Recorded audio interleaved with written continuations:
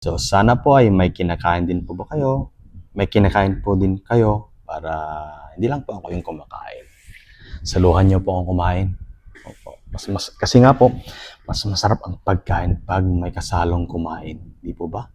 Niniwala ba kayo doon? Ito po ay tinatawag nilang seaweed soup. Opo, may seaweeds po yan. May cabbage, ano pang meron. May karne siya. Giniling po siya, tsaka binilog siya. Nilagay dyan. Opo. So, ito po ay karne ng manok, fried chicken po. So, ang tingin ko dito ay yung breast part ng manok. Prinito po nila, tsaka po tinadtad po. Chinap. Tinadtad.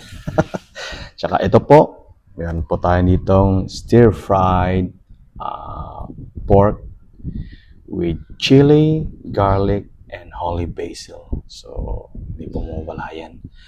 So, may kagat po yan ng ahang. Siyempre, hindi mawala ang ating paboritong sausawan, ang patis tsaka sili. Ayun. Tikman natin.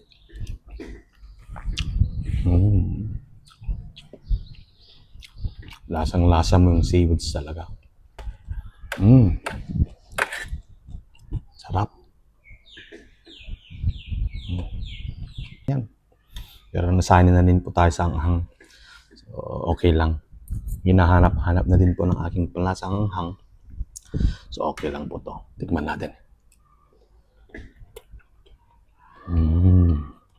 Kanin.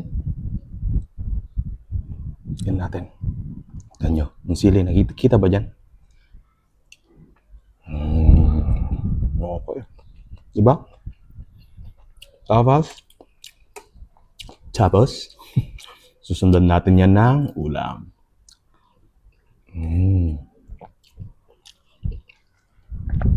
Wow.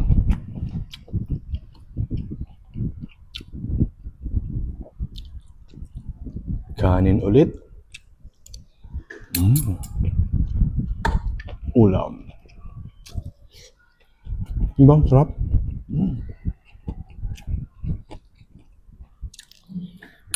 Wow.